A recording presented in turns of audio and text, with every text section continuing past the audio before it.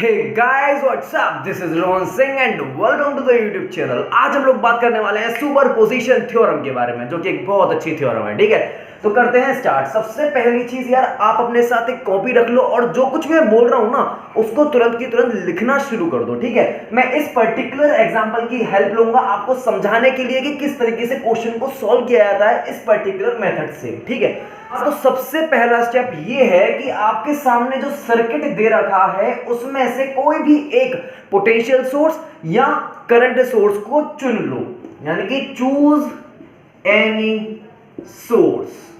कोई भी सोर्स चुन सकते हो आप, जैसे कि इसके अंदर मैंने मान लीजिए ये वाला सोर्स चुन लिया। ठीक है, पहला स्टेप खत्म। दूसरा स्टेप क्या है कि जो सोर्स आपने चुना है उसके अलावा जितने भी वोल्टेज सोर्स होंगे उसको आप शॉर्ट कर दो, जितने भी वोल्टेज सोर्स होंगे। ठीक है, और जितने भी करंट सोर्स होंगे उनको आप ओपन कर दो, करंट सोर्स को आप ओपन कर दोगे। यार कहने का मतलब समझ में नहीं आया। जैसे कि एग्जांपल के तौर पर मान लेते हैं आपसे किसी ने बोल दिया कि इस बैटरी को शॉर्ट कर दो, तो कहने का मतलब सिर्फ इतना सा होता है कि भाई आप इसको रिप्लेस कर देंगे with a wire with zero resistance, यानी कि इसको आपको रिप्लेस करना है with a wire having zero resistance. Short करने का मतलब ये होता है। और आपसे अगर किसी ने बोल दिया कि भैया ये करंट सोर्स है और आपको बोल दिया कि इसको ओपन करना है, यानी कि करंट सोर्स को ओपन करना है, कैसे करोगे? सिंपली गैप छोड़ दोगे इस तरीके से। ठीक है, सिंपली ये मतलब होता है ओपन करने का, यानी कि अब ये वायर रेजिस्टेंस इनफिनिट प्रोवाइड करा रहा होगा, यानी कि इसके अक्रॉस, इस पर्टिकुलर ब्रांच के अक्रॉस अब करंट जीरो बहेगा। समझ में? शॉर्ट का मतलब समझ आना चाहिए, ओपन का मतलब समझ में आना चाहिए। ठीक है, और एक और बार देख लेते हैं, चलो। ठीक है, इसको मैं दोबारा से रीड्रॉ कर रहा हूं ताकि आपको बता सकूं कि क्या किया है मैंने सेकंड स्टेप के अंदर। आपने जो वोल्टेज चुना है उसके अलावा जितने भी वोल्टेज सोर्स होंगे, जैसे कि तो ये वाला, इसको आप क्या करोगे? शॉर्ट कर दोगे। शॉर्ट कैसे करते हैं? Replace this particular battery with a wire having zero resistance. ठीक है, और ये 8 ओम का रेजिस्टेंस तो है ही है, यहाँ पे 4 ओम का रेजिस्टेंस, यहाँ पे भी 4 ओम का रेजिस्टेंस, और 3 ओम, 4 ओम, 4 ओम, 8 ओम, और करंट सोर्स को ओपन कर देना है, यानी कि इसको कुछ इस तरीके से ओपन कर दो। ठीक है, एज सिंपल एज दैट। और बैटरी तो हमने ये वाली चुनी है ही है। ठीक है, अब थर्ड स्टेप क्या है? थर्ड स्टेप ये कह रहा है कि वो करो जो क्वेश्चन कह रहा है। थर्ड स्टेप क्या कह रहा है? वो करो जो क्वेश्चन कह रहा है। क्वेश्चन क्या कह रहा है? Find the current across 3 ohm resistance. और 3 ओम रेजिस्टेंस ये है, इसके अक्रॉस अब तुम्हें करंट फाइंड करना है इस पर्टिकुलर सर्किट के अंदर। अब ठीक है, अब ये सिंपल सर्किट बन चुका है जिसको आप आसानी से सॉल्व कर सकते हो। ठीक है यार, ये ओपन हो चुका है तो मैं इसको रिप्लेस कर देता हूं यहां से लेके यहां तक। ठीक है, अब इसके अंदर करंट फाइंड कर लेते हैं हम लोग। आपने ये सब लिख लिया होगा, इस वजह से मैं इसे मिटा देता हूं। ठीक है, इसके अंदर करंट फाइंड करो 3 ओम के अक्रॉस। कैसे फाइंड करेंगे देख लेते हैं। ये देखो, ये सीरीज में है, 8 और 4 12, ये हो गया हमारा 12 ओम का रेजिस्टेंस। ठीक है, ये पैरेलल में है तो 1/12 plus 1/4 is equal to 1/r। यार ये एकदम बेसिक है, आपको पता ही होगा। तो रेजिस्टेंस आ गया 3, यानी कि इसको मैं रिप्लेस कर सकता हूँ 3 ओम के रेजिस्टेंस से, है ना? यानी कि मैंने इसे 3 ओम के रेजिस्टेंस से रिप्लेस कर दिया। अब क्वेश्चन क्या कह रहा था? क्वेश्चन कह रहा था कि इस 3 ओम के क्रॉस आपको करंट फाइंड करना होगा। ठीक है, फाइंड कर दो यार। क्या करोगे? देखो, आर इक्विवेलेंट क्या आ रहा है? 3 और 3 6 ओम के बराबर आ रहा है। करंट जो यहां से करंट निकलेगा वो बताओ। I equals to V upon R होता है ना, 12 volt upon R which is 6 to 12। Current I यानी कि which is equals to 2 ampere का करंट अगर यहां से निकला है तो 2 एम्पियर करंट यहां से भी जाएगा। सही बात है कि नहीं? क्योंकि ये सीरीज में है। आपको मालूम पड़ गया कि इस 3 ओम के रेजिस्टेंस के अक्रॉस करंट कितना है, जो कि क्वेश्चन बोल रहा था। क्वेश्चन यही तो कह रहा था कि इस पर्टिकुलर 3 ओम के रेजिस्टेंस के अक्रॉस आपको करंट फाइंड करना है। ठीक है, तो आपको करंट मिल चुका है which is equals to 2 ampere in downward direction. आपको डायरेक्शन याद रखनी है, याद रखना। डायरेक्शन इज वेरी इंपॉर्टेंट, क्योंकि हम एंड में अलजेब्रिक सम करते हैं। अभी कुछ समझ में नहीं आ रहा होगा, फिर भी चलो ध्यान में रखते हैं। जो आपने करंट निकाला है ना 3 ओम के रेजिस्टेंस में, उसको आप साइड में लिख लो। पहला पॉइंट, डाउनवर्ड डायरेक्शन में मेरा 2 एम्पियर करंट निकला। ठीक है, अब आगे बढ़ते हैं। ठीक है, अब आपको क्या करना है? तो ये चुन लिया था मैंने। अब फोर्थ स्टेप है कि भाई दूसरे वोल्टेज सोर्स को चुनो और करंट सोर्स को चुनो, ठीक है। ऐसा सबके साथ करना है, जो काम मैंने इसके साथ किया वैसा ही काम सबके साथ करना है, जितने भी वोल्टेज सोर्स हैं और जितने भी करंट सोर्स हैं हमारे पर्टिकुलर सर्किट के अंदर, ठीक है। अब मैंने इसको चुन लिया तो मैं इसको शॉर्ट कर दूंगा और इसको ओपन कर दूंगा। इसको रीड्रॉ करता हूं दोबारा से। देखो मैंने इसको चुना ना, 8 ओम 24 वोल्ट, ये 4 ओम की बैटरी है, ये भी 4 ओम की बैटरी है। इसको ओपन कर शॉर्ट करना होता है, ठीक है। और ये 3 ओम का अपना रेजिस्टेंस है, इसको ओपन कर दिया तो मैं सिंपली इसको ऐसे ले ले रहा हूं, ठीक है। अब आपको वापस से वही करना है जो क्वेश्चन बता रहा था। क्वेश्चन क्या कह रहा था, 3 ओम के रेजिस्टेंस के अक्रॉस करंट निकालना है। और अब ये सिंपल सर्किट में कन्वर्ट हो चुका है, जिसको आप आसानी से सॉल्व कर सकते हो। क्या करना है, 3 ओम के रेजिस्टेंस के अक्रॉस करंट निकालना है, जो क्वेश्चन कह भी रहा है, ठीक है। विद डायरेक्शन याद रखना, ठीक है। सॉल्व करते हैं इसे। 8 और 4 12, because they are in series, तो ये 12 हो गया है ना, 12 ओम का रेजिस्टेंस। ये दोनों पैरेलल में आपको दिखाई दे रहे होंगे, ठीक है। तो 1/4 plus 1/3 is equals to 1/r is the resistance of these two equivalent. यानी कि इन दोनों रेजिस्टेंस को सॉल्व करके जो रेजिस्टेंस आने वाला है वो कितना आएगा, ये आएगा अपना 12/7, ठीक है। ये r प्लस अगर मैं 12 कर देता हूं, क्योंकि देखो इन दोनों का सॉल्व करके तो ये आया 12/7 प्लस 12 कर दूंगा क्योंकि ये सीरीज में है, तो मुझे r इक्विवेलेंट मिल जाएगा। r इक्विवेलेंट कितना आ जाएगा, 12 कॉमन ले लेता हूं तो 1 plus 8/7 which is equals to 96/7, ठीक है। तो R इक्विवेलेंट इसका आ गया इस पर्टिकुलर सर्किट का 96/7, जो कि बहुत आसानी से निकल गया, ठीक है। अब मैं करंट निकालना चाहता हूं जो यहां से निकल रहा होगा। करंट क्या होगा, V/R। V क्या है, 24 अपॉन रेजिस्टेंस विच इज 96/7, ठीक है। तो ये हो जाएगा अपना, कैंसिल आउट हो रहा है क्या, 4 से कैंसिल आउट हो रहा है, 4 से, है ना। तो 7/4 एम्पियर का करंट यहां से निकल रहा होगा। मैं इसे मिटा देता हूं बिकॉज आई नीड स्पेस। तो 7/4 एम्पियर करंट यहां से निकल रहा है, 7/4 एम्पियर। अब यहां पर मैं करंट डिवीजन इक्वेशन लगा दूंगा, जो कि मैं पहले भी आपको बता ही चुका हूं, ठीक है। फिर भी एक बार रिकैप कर लेते हैं। ये कहता था कि भाई ये दो रेजिस्टेंस है, मान लेते हैं R1 एंड R2, और ये किसी बैटरी से कनेक्टेड है जिससे I नाम का करंट निकल रहा है। तो करंट ऑब्वियसली सी बात है यहाँ पे डिस्ट्रीब्यूट होगा। मान लेते हैं I1 यहाँ पे गया, I2 यहाँ पे गया। तो डायरेक्टली एक फॉर्मूला होता था कि भाई I1 होता है जिस ब्रांच के अंदर आप करंट निकाल रहे हो उसके अपोजिट वाला रेजिस्टेंस लिख दो, R2 है, ठीक है, अपॉन टोटल रेजिस्टेंस यानी कि R1 plus R2 into total current जो इसके अंदर घुसा है which is equals to I। Simply ये फॉर्मूला होता है करंट डिस्ट्रीब्यूशन इक्वेशन का। अगर आपने नहीं पढ़ा है, इसका प्रूफ क्या है देखना है आपको, तो सिंपली मैं डिस्क्रिप्शन में एक लिंक प्रोवाइड करा दूंगा, वहां से आप चेक कर लीजिएगा, ठीक है। अब देखो यहां से करंट I आ रहा है, मुझे ये वाला करंट निकालना है, मान लेता हूं I1, ठीक है। तो I1 किसके बराबर होगा, जिस ब्रांच के अंदर आप करंट निकाल रहे हो उसके अपोजिट वाला रेजिस्टेंस लिखो which is equals to 4 upon total resistance कितना है 4 plus 3 which is 7 into total current जो इसके अंदर घुस रहा है वो कितना है 7/4 एम्पियर, ठीक है, which is cancel out each other. 1 ampere का करंट इसके अंदर जा रहा है और वो भी ऊपर की डायरेक्शन में दिख रहा होगा आपको, देखो ये डायरेक्शन में है ना। तो आपको सेकंड पॉइंट क्या लिखना है, अपवर्ड डायरेक्शन में करंट है जो कि 1 एम्पियर का है, बहुत सिंपल, ठीक है। अब क्या करना है, मैंने आपको बताया था कि वही स्टेप बार बार रिपीट कर रहा है हर पोटेंशियल सोर्स और हर करंट सोर्स के साथ। देखो ये वाला मैं चुन चुका हूं, ये वाला मैं चुन चुका हूं, अब बचा कौन सा रह गया, एक ये 3 एम्पियर का करंट सोर्स रह गया है, तो उसको भी चुन लेते हैं, ठीक है। तो मैंने आपको बताया था जिस सोर्स को आप चुनोगे उसके अलावा जितने भी पोटेंशियल सोर्स हैं उनको आप शॉर्ट कर दोगे, तो उसको मैं रीड्रॉ कर रहा हूं, है ना। तो कुछ इस तरीके से ये नजर आने वाला है।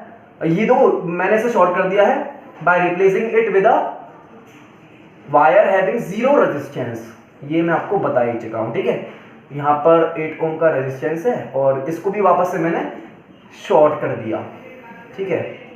3 ओम का रेजिस्टेंस है और मैं इसको तो देख ही रहा हूँ ऑब्वियसली, ठीक है। ये कितना एम्पियर है, 3 एम्पियर का करंट है, ठीक है।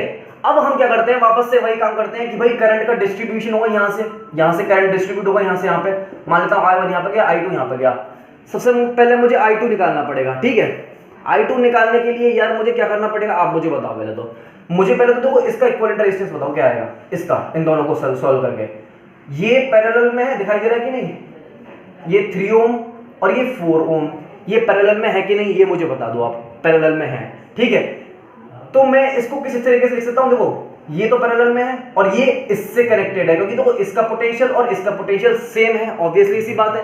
इस पॉइंट को चाहे मैं इधर से कनेक्ट करूं या इस पॉइंट को मैं यहां से कनेक्ट करूं, एक ही बात है, क्योंकि इस दोनों का पोटेंशियल सेम है और ये दोनों क्या है, पैरेलल में है। तो इसका रिजल्टेंट रेजिस्टेंस कितना निकल जाएगा, 1/4 plus 1/3 is equal to 1/r, यहां से r निकल जाएगा 12/7 और 12/7 प्लस 4 कर दूंगा तो मुझे इसका रेजिस्टेंस मालूम पड़ जाएगा, ठीक है कि नहीं, ताकि मैं करंट डिवीजन इक्वेशन लगा सकूं, है ना। तो 12/7 plus 4 which is in series, ठीक है, प्लस 4 कर दूंगा तो मुझे इस ब्रांच का रेजिस्टेंस मालूम पड़ जाएगा, ठीक है, which is equal to 7 4 28 28 plus 12 which is equal to 40/7 ohm, ठीक है।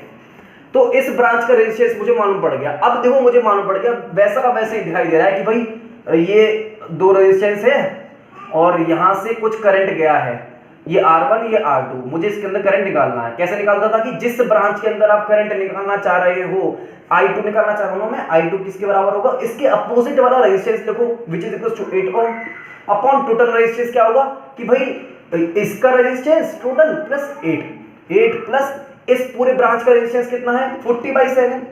सही बात है कि नहीं, देखो कितना आसान है। और टोटल करंट कितना घुसा है 3 एम्पियर, बस।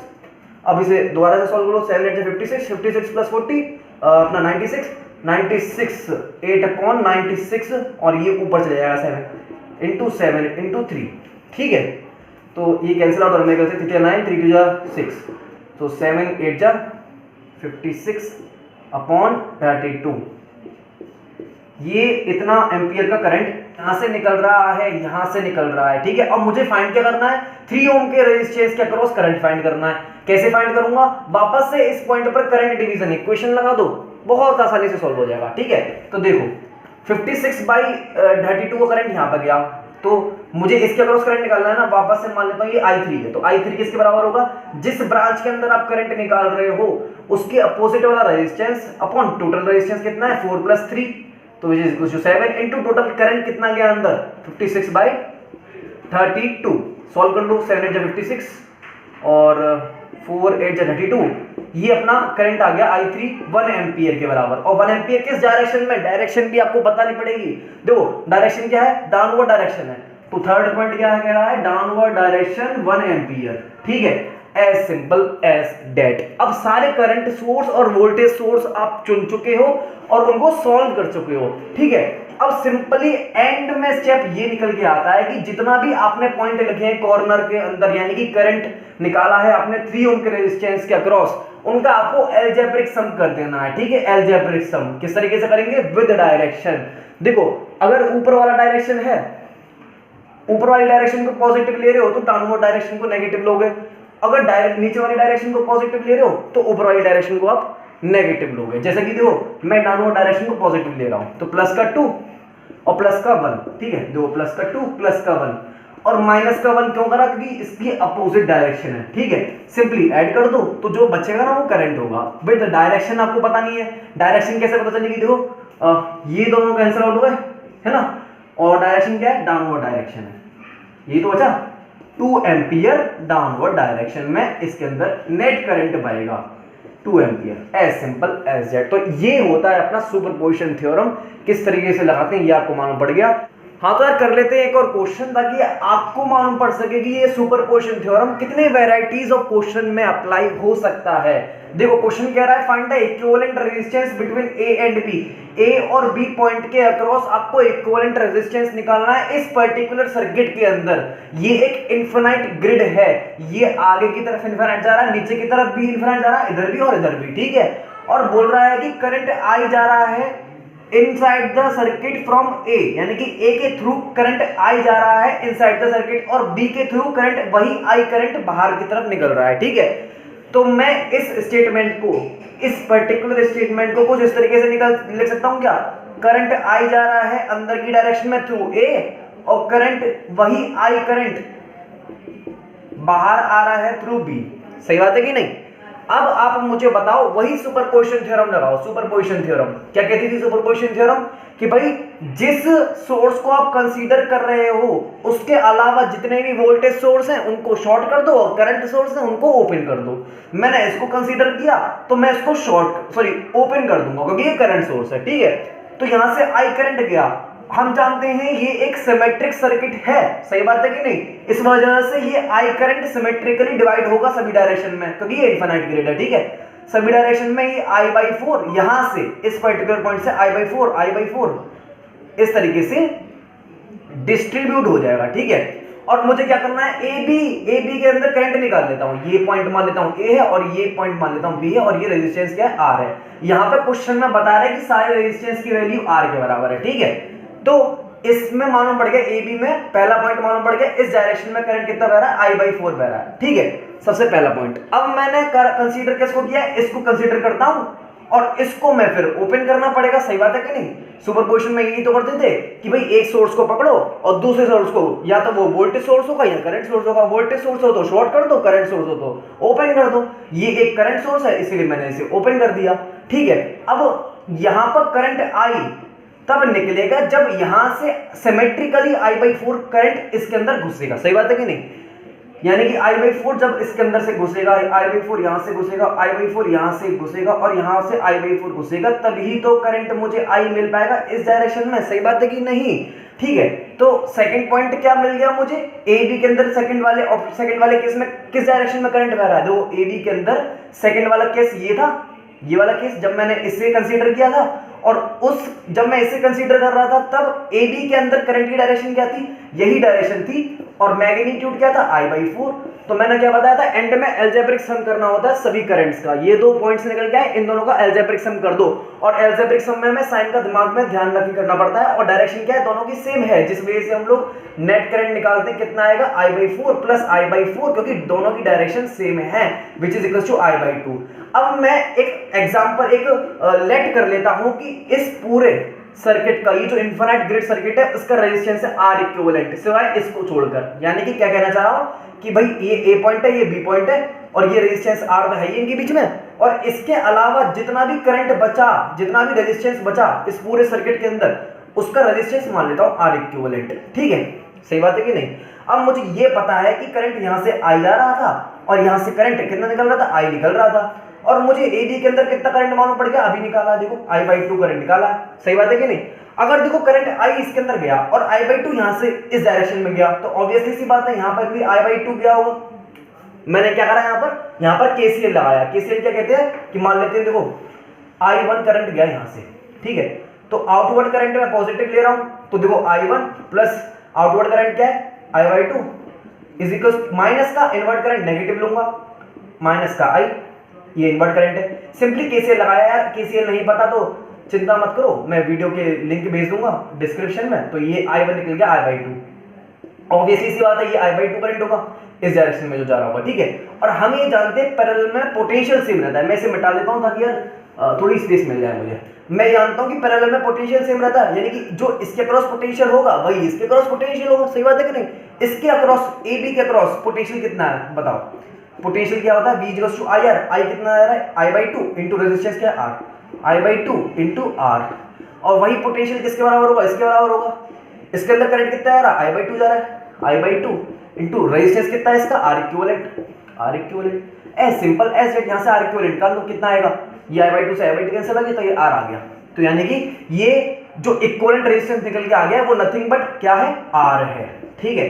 अब क्या करना था, AB के अक्रॉस रेजिस्टेंस निकालना था, इक्विवेलेंट। रेजिस्टेंस कैसे निकालते हैं, देखो ये पैरेलल में है ना, बस तो 1/R प्लस 1/R कर दो, which is the resistance across AB, which is आ गया रेजिस्टेंस अक्रॉस AB कितना आ गया, R/2। बहुत सिंपल सा क्वेश्चन, इस तरीके से सॉल्व कर लेंगे, ठीक है।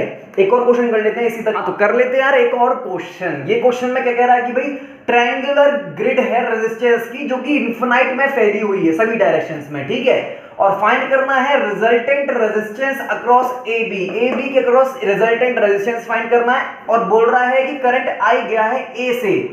मैं इसको इस तरीके से दर्शा सकता हूं, मान लेते करंट I गया A से और बाहर की तरफ आया है कुछ इस तरीके से करंट बाहर I, ठीक है। तो मैं कुछ इस तरीके से इस स्टेटमेंट को यहां से लेके यहां तक के स्टेटमेंट को दिखा सकता हूं, सही बात है कि नहीं। और सभी रेजिस्टेंस की वैल्यू R है एज इट इज, ठीक है। तो देखो क्या करना है, सिंपल सा काम वही है जो हम पहले वाले क्वेश्चन में कर चुके हैं, ठीक है। क्या करना है, दो इस पॉइंट पे करंट का डिस्ट्रीब्यूशन होगा सिमेट्रिकली। अगर I इसके अंदर गया है तो सभी डायरेक्शन में I/6 जाएगा, सही बात है कि नहीं। क्यों जाएगा I/6, 1 2 3 4 5 6 वायर निकले ना ऐसे, इस वजह से I/6 हर डायरेक्शन में जाएगा, ठीक है, सिमेट्रिकली। तो यहां पर भी I/6 ही जाएगा, मैं ए टर्मिनल ये बोल देता हूं और इन दोनों के बीच में रेजिस्टेंस कितना है, आर का तो है ही है। तो इस केस में जब मैंने इसको कंसीडर किया है, जब मैं इसको कंसीडर करूंगा तो इसको मैं रिप्लेस कर दूंगा क्योंकि ये करंट सोर्स है। मैं सिंपली क्या कर रहा हूं, सुपरपोजिशन थ्योरम लगा रहा हूं। जिस सोर्स को कंसीडर करेंगे उसके अलावा जितने भी वोल्टेज होंगे उसे शॉर्ट कर देंगे और जितने भी करंट सोर्स होंगे उन्हें ओपन कर देंगे। ये करंट सोर्स है, इस वजह से मैंने इसे ओपन कर दिया, ठीक है। तो जो करंट इसके अंदर गया वो सिमेट्रिकली डिस्पर्स हो जाएगा और इस डायरेक्शन में मुझे पहला पॉइंट मिल जाएगा I/6 का करंट, ठीक है। और जब मैं इसे कंसीडर करूंगा तो इसे ओपन कर दूंगा क्योंकि ये भी एक करंट सोर्स है, ठीक है। और इसे मैंने कंसीडर किया है। अब सेकंड स्टेप में अब करंट I इधर की तरफ कब निकलेगा, जब सभी डायरेक्शन से I/6 का करंट B पॉइंट पर मीट करेगा। सही बात है कि नहीं, तभी तो मुझे इस डायरेक्शन में करंट I निकलेगा क्योंकि ये छह वायर्स जुड़े हुए हैं ना B से, इस वजह से, ठीक है। तो अब बताओ कि सेकंड वाले केस में AB के क्रॉस कितना करंट गया, I/6 इस डायरेक्शन में। सही बात है कि नहीं, तो सेकंड वाले केस में इसी डायरेक्शन में I/6 का करंट गया है, ठीक है। तो अब मुझे बताओ एंड में क्या कर देते हम, अलजेब्रिक समेशन कर देते करंट का।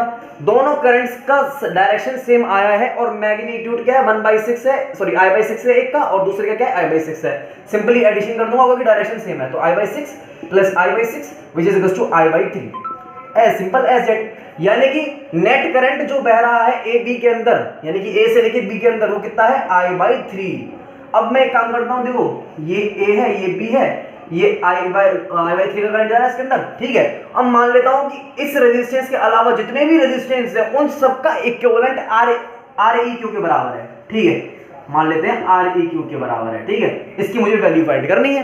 कैसे फाइंड करूंगा, देखो अगर देखो मैंने क्या कहा था, I करंट इसके अंदर गया और I करंट यहां से बाहर निकला, मैं इस पॉइंट पर KCL लगा रहा हूं, ये I डैश बोल देता हूं, ठीक है। आउटवर्ड करंट को मैं पॉजिटिव मान रहा हूं और इनवर्ट करंट को मैं नेगेटिव मान रहा हूं। आउटवर्ड करंट क्या है, I1, सिंपली क्या लगा रहा हूं, KCL, यानी कि sigma I is equal to 0, algebraic summation of current is equal to 0, ठीक है। I dash plus I/3 plus minus करूंगा क्योंकि ये इनवर्ट करंट है, minus I is equal to 0। तो I डैश माइनस का बचेगा यहां पर माइनस 2I/3, सही बात है कि नहीं, इज इक्वल टू 0। तो I डैश कितना गया, 2I/3। मैं इसे मिटा रहा हूं, आप अपनी कॉपी पे लिख लो, ठीक है।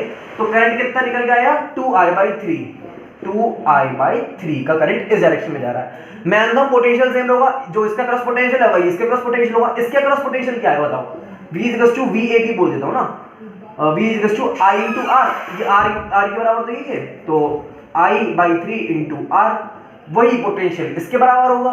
इसके क्रॉस पोटेंशियल कितना है, I कितना है यहाँ पर, 2I/3 इंटू रेजिस्टेंस कितना है, R इक्विवेलेंट के बराबर है। अब यहाँ से Req की वैल्यू निकालो, Req की वैल्यू क्या आएगी, ये I से I कैंसिल हो गया और ये आएगा 3 से 3 कैंसिल, R/2 आ रही है भाई, ठीक है। यानी कि Req के बराबर किसके बराबर है, R/2। यानी कि इस रेजिस्टेंस के अलावा जितने भी रेजिस्टेंस है इनफिनाइट तक, उन सबका रिजल्टेंट रेजिस्टेंस R/2 के बराबर है।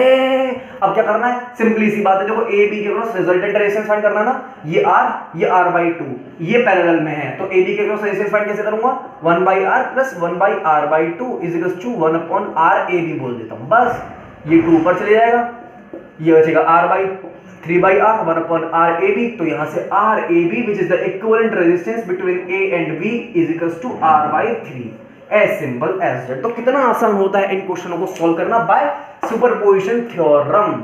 यार वीडियो अच्छी लगी हो तो लाइक करो, शेयर करो, सब्सक्राइब कर दो यार चैनल को, ठीक है।